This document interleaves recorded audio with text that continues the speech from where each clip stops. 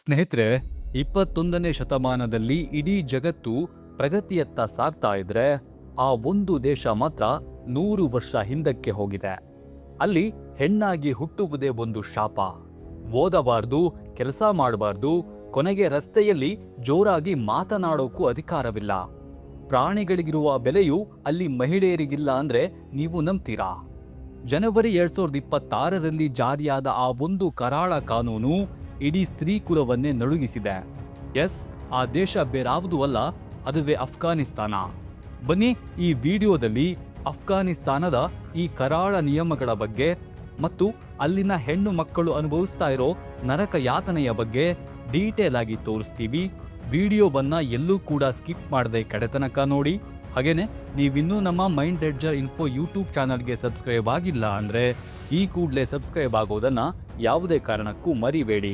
ಸ್ನೇಹಿತರೆ, ಅಫ್ಘಾನಿಸ್ತಾನದಲ್ಲಿ ತಾಲಿಬಾನ್ ಆಡಳಿತ ಬಂದ ಮೇಲೆ ಅತಿ ದೊಡ್ಡ ಹೊಡೆತ ಬಿದ್ದದ್ದು ಹೆಣ್ಣು ಮಕ್ಕಳ ಶಿಕ್ಷಣಕ್ಕೆ. ಅಲ್ಲಿ 12 ವರ್ಷ ಮೇಲ್ಪಟ್ಟ ಹೆಣ್ಣು ಮಕ್ಕಳು ಶಾಲೆಗೆ ಹೋಗುವಂತಿಲ್ಲ. ಅಂದ್ರೆ ಒಬ್ಬ ಬಾಲಕಿ ತನ್ನ ಪ್ರಾಥಮಿಕ ಶಿಕ್ಷಣ ಮುಗಿಸಿದ ತಕ್ಷಣ ಅವಳ ಪುಸ್ತಕಗಳನ್ನು ಬದಿಗಿಟ್ಟು ಮನೆಯಲ್ಲಿ ಕುಳಿತುಕೊಳ್ಬೇಕು.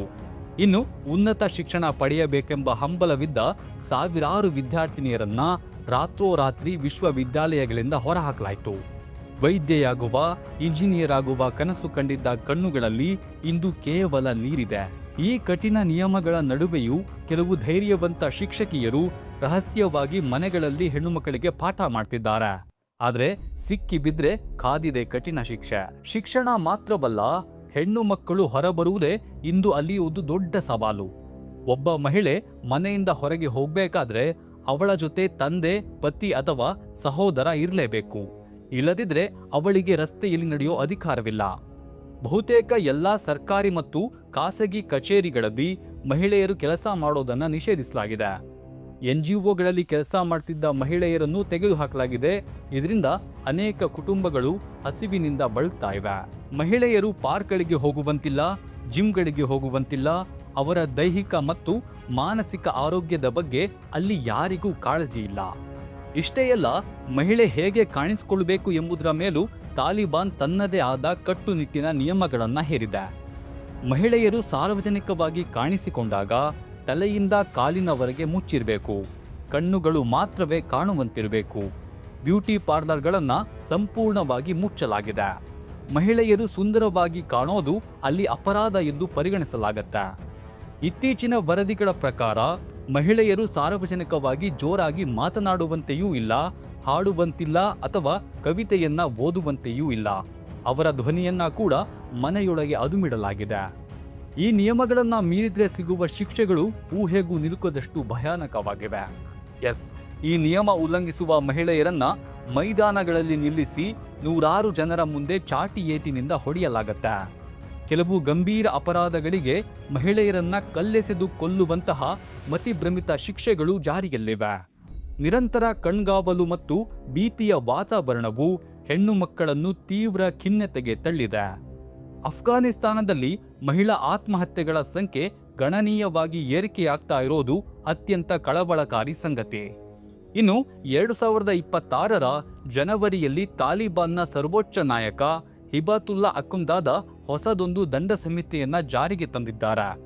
ಇದು ಕೇವಲ ಕಾನೂನಲ್ಲ, ಮಹಿಳೆಯರ ಪಾಲಿಗೆ ಇದು ಸಾವಿನ ವಾರೆಂಟ್. ಯಾಕೆಂದ್ರೆ ಹೊಸ ಕಾನೂನಿನ ಅಡಿ ತಾಲಿಬಾನ್ ನೀಡಿರುವ ಆದೇಶಗಳು ಅತ್ಯಂತ ಕ್ರೂರವಾಗಿವೆ. ಒಬ್ಬ ಪತಿ ತನ್ನ ಪತ್ನಿ ಅಥವಾ ಮಕ್ಕಳನ್ನ ದೈಹಿಕವಾಗಿ ದಂಡಿಸಬಹುದು. ಆ ಹೊಡೆತಗಳಿಂದ ಮೂಳೆಗಳು ಮುರಿಯದಿದ್ರೆ ಅಥವಾ ತೆರೆದ ಗಾಯಗಳಾಗದಿದ್ರೆ ಅದನ್ನ ಅಪರಾಧ ಅಂತಲೇ ಪರಿಗಣಿಸಲಾಗುವುದಿಲ್ಲ. ಒಂದು ವೇಳೆ ಪತ್ನಿಯ ಮೂಳೆ ಮುರಿದು ಅದು ಸಾಬೀತಾದರೂ ಸಹ ಪತಿಗೆ ಸಿಗುವ ಗರಿಷ್ಠ ಶಿಕ್ಷೆ ಕೇವಲ 15 ದಿನಗಳ ಜೈಲುವಾಸ ಮಾತ್ರ. ಇದೇ ಕಾನೂನಿನಲ್ಲಿ ಪ್ರಾಣಿಗಳ ಕಾಳಗ ಸಂಘಟಿಸಿದ್ರೆ 5 ತಿಂಗಳುಗಳ ಜೈಲು ಶಿಕ್ಷೆಯನ್ನ ವಿಧಿಸಲಾಗತ್ತೆ. ಅಂದ್ರೆ ಅಲ್ಲಿನ ವ್ಯವಸ್ಥೆಯಲ್ಲಿ ಮಹಿಳೆಯರಿಗಿಂತ ಪ್ರಾಣಿಗಳಿಗೆ ಹೆಚ್ಚಿನ ಬೆಲೆ ಇದೆ. ಹಿಂಸೆಯನ್ನ ಅನುಭವಿಸಿದ ಮಹಿಳೆ ನ್ಯಾಯ ಕೇಳಲು ಹೋದ್ರೆ ಅಲ್ಲಿ ಅವಳಿಗೆ ಮತ್ತಷ್ಟು ಅವಮಾನ ಕಾದಿದೆ. ತನ್ನ ಮೇಲೆ ಹಲ್ಲೆ ನಡೆದಿದೆ ಎಂದು ಮಹಿಳೆ ಸಾಬೀತುಪಡಿಸಬೇಕು. ಗಾಯದ ಗುರುತುಗಳನ್ನ ನ್ಯಾಯಾಧೀಶರಿಗೆ ತೋರಿಸುವಾಗಲೂ ಅವಳು ಸಂಪೂರ್ಣವಾಗಿ ಮುಚ್ಚಿರಬೇಕು. ತನ್ನನ್ನ ಹೊಡೆದ ಪತಿಯ ವಿರುದ್ಧ ದೂರು ನೀಡಲು ಹೋಗುವಾಗಲೂ ಅದೇ ಪತಿ ಅಥವಾ ರಕ್ತ ಸಂಬಂಧಿ ಪುರುಷ ಜೊತೆಯಲ್ಲಿರಬೇಕು. ಇದು ನ್ಯಾಯವೋ ಅಥವಾ ಕ್ರೌರ್ಯವೋ? ಸ್ನೇಹಿತರೆ, ಅಫ್ಘಾನಿಸ್ತಾನದ ಈ ಸ್ತ್ರೀ ವಿರೋಧಿ ಕಠಿಣ ಕಾನೂನುಗಳ ಬಗ್ಗೆ ನಿಮ್ಮ ಅನಿಸಿಕೆ ಏನು ಅನ್ನೋದನ್ನ ಕಮೆಂಟ್ ಮಾಡಿ ತಿಳಿಸಿ. ಈ ವಿಡಿಯೋ ಇಷ್ಟವಾಗಿದ್ರೆ ಲೈಕ್ ಮಾಡಿ, ಶೇರ್ ಮಾಡಿ. ಈ ರೀತಿಯ ಇನ್ನಷ್ಟು ಇಂಟ್ರೆಸ್ಟಿಂಗ್ ಕಂಟೆಂಟ್ಗಳಿಗಾಗಿ ನಮ್ಮ ಮೈಂಡ್ ಲೆಡ್ಜರ್ ಇನ್ಫೋ ಯೂಟ್ಯೂಬ್ ಚಾನಲ್ಗೆ ಸಬ್ಸ್ಕ್ರೈಬ್ ಆಗೋದನ್ನ ಯಾವುದೇ ಕಾರಣಕ್ಕೂ ಮರಿಬೇಡಿ. ನಮಸ್ಕಾರ.